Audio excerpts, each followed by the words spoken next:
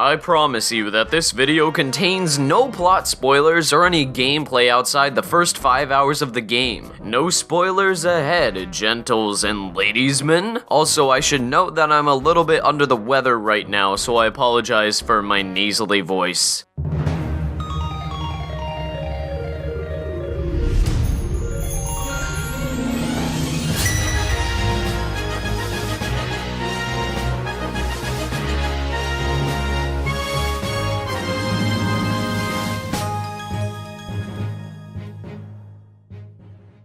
A review of Breath of the Wild.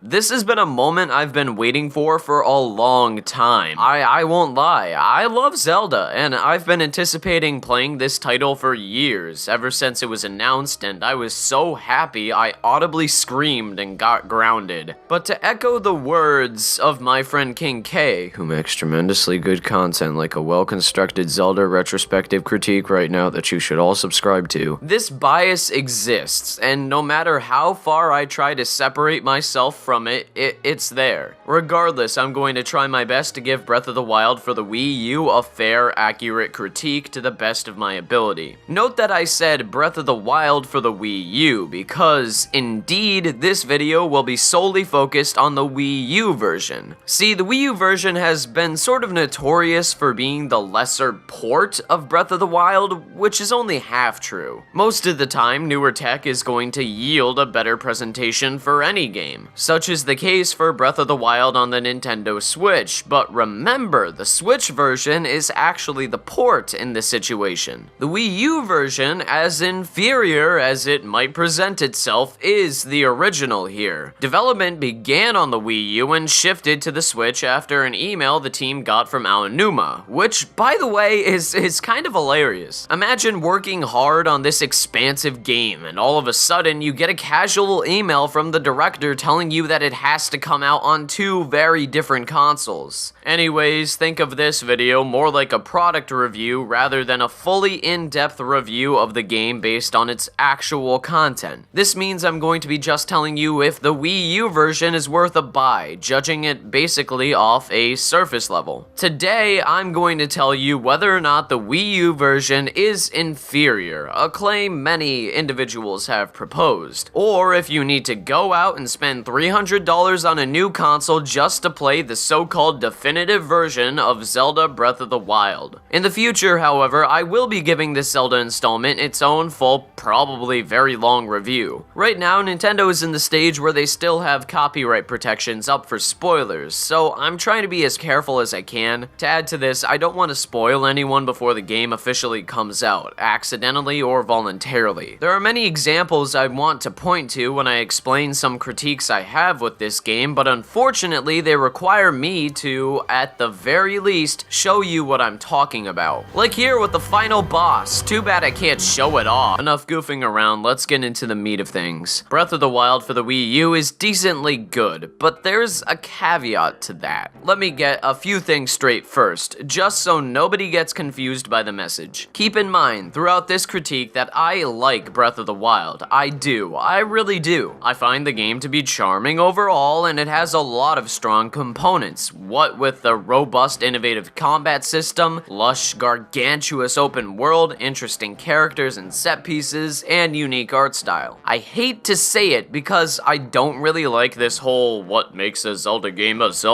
argument, but Breath of the Wild truly does break Zelda traditions, for better or for worse. If you come into this game wanting an authentic Zelda experience, I don't really know what to tell you. It's got the actual title of Legend of Zelda, but don't expect a linear story like in Ocarina of Time or Skyward Sword. The narrative is open-ended, albeit somewhat cliche, and if you like video game plots that are not really the main driving force, rather something that plays out in the background of the gameplay, say in Metal Gear Solid 5 The Phantom Pain, then you'll probably find some entertainment out of Breath of the Wild. And from now on, since I don't really want to say Breath of the Wild over and over and over, I'm just going to call it Breath. We good? Okay. See, I think your enjoyment of Breath depends on whether or not you like open world games in general. Many of my friends, like Exoparadigm Gamer, don't like open-ended games, like Skyrim for example, due to personal preference, which is totally understandable. Some, including myself, prefer a more linear story than one that's stretched out throughout your entire adventure. Even then, some just like playing linearly designed games like your Marios or your Kingdom Hearts, which again is fine and understandable. If you're one of these people, I don't know whether or not you'd like Breath. Breath's about as open-ended as it gets. It inherits all of the classic open world tropes like the towers that clear up fog from Far Cry, fast travel points that get activated when discovered like in Skyrim, hunting like in Far Cry, and so on. Personally, I just came off of playing a long open world game, Far Cry 4, so when I first started playing Breath, I felt a bit of fatigue naturally. I couldn't help but keep drawing parallels to my past experiences with the genre. Plus, the way I play open world games is sort of problematic. Whenever I encounter some new land, I have to explore it thoroughly and do everything there is to do that will yield me something in return.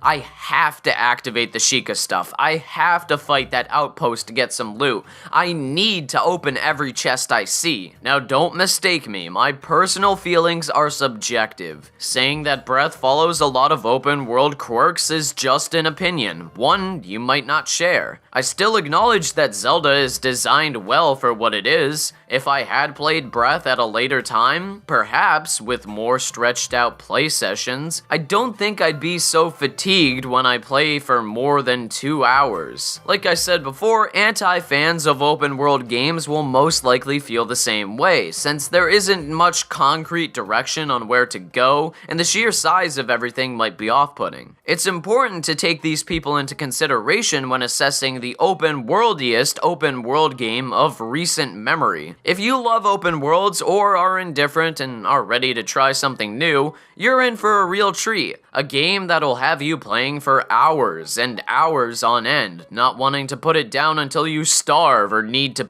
woof. As I've said before, picking up weapons and using them right away to thwart the evil of Hyrule is a lot of fun. Control takes a bit to get used to as Link feels a bit more slippery this time around. Also, the button mapping is something I wish could have been changed, but it can't right now. Jumping with X and running with B was initially quite awkward and almost impossible to do at the same time with my bony fingers. Can we also talk about how much missed potential there was to actually implement the gamepad? Yeah, unlike Wind Waker HD or Twilight Princess HD, you can't manage your inventory with the gamepad or even use it as a second screen for the map. The gamepad does nothing, absolutely nothing. That's so disappointing, and I'm pretty sure the reason behind it was the Switch port. If that is the case, what a waste of the controller's best aspects. I love how the Wii U is going out the same way it began, with minimal gamepad feature demonstration. Gyro aiming is back, to be fair, and I still contend it's the best way to aim reticles in 3D Zelda games. Nevertheless, the world is vast, and the various ways to mess around in it are just as girthy. My favorite thing to do? Yep, dying in this game and watching Link ragdoll is one of the most satisfying things ever. Although, loading times can be a little long for respawning. Here we go, the technical complaints. On the Wii U, the best I can describe Breath as is that it's shoddy, yet still playable. Loading times, as I mentioned, are somewhat long, and that makes sense considering what the game has to load. Hell, I love Tropical Freeze, but those loading times were extremely long too. Granted, you could argue that 5 to 10 seconds isn't long or not a problem for you, but when you keep dying or entering and re-entering areas, you just wish loading could be instant. Wishing won't get me anywhere, especially since the Wii U has some pretty outdated tech. And I should be impressed by how well it runs Breath given its age already. The game looks pretty good, it's colorful and filled to the brim with detail and neat set pieces. The world surprisingly doesn't feel empty or look too empty, though there are some frame rate dips here and there that I wish weren't. I'm actually not the type of guy to mind minor frame rate drops, but for some, I imagine this getting on their nerves. Additionally, pop-in is kinda bad. There's numerous instances where I recorded the pop-in was so noticeable it hurts. This sort of breaks the environmental immersion Breath has, which sucks. It gives off this unpolished vibe along with the frame rate drops and no anti-aliasing, meaning that sometimes the image on screen would distort, which makes me instantly want to recommend you the Switch version, given you have the console over this one. I'm not familiar on what goes on with game development to this scale, but there must have been something the developers could have done to at least minimize these technical mishaps. I want to love Breath unconditionally. However, these technical issues just rub me the wrong way. Maybe they don't bother you, and if they don't, awesome. Enjoy the game. Every time I see them, which is somewhat frequent, I just wish they didn't have to be there. It taints an already great game into something lesser. These limitations of the hardware span to some of the graphical presentation as well. Graphics aren't important to me, but it's hard not to see some textures and notice how unrefined they look compared to other things here. Once again, for the Wii U, I think it's impressive. You obviously should not come into Breath expecting PS4 caliber visuals on a Wii U game. Not to mention the art style being as distinct as it is in my opinion mitigates this issue. Overall, should you buy Breath of the Wild on the Wii U over the Switch version? No. But should you buy Breath if you don't own a Switch and have a Wii U? Of course. If you have a Wii U, do yourself a favor and buy Breath of the Wild for full retail price if you're interested. No price drop or sale recommendation here. I will say that you shouldn't get the Switch just to play Zelda though. You can easily pick up a used affordable Wii U, get Breath of the Wild, and have just about the same amount of fun. Again, this game will probably be divisive based on personal preference. If you think you'll like Breath, you probably will, and if you don't, you probably wouldn't. You have access to all the features the Switch version has, and honestly, if you can put up with some technical mishaps, the Wii U version isn't garbage. The technical gripes are bad, but they shouldn't be cause for you to go out and get an entirely new console just for Zelda. It's a more affordable way to play a good game over the high admission price with the Switch. If you're interested in my thoughts on the Switch, stay tuned next time when I talk about it and inevitably ruin the fun. As always, if you disagree or agree with me, let me know in the comment section below. Thank you so much for watching and take care. Have a wonderful day and goodbye.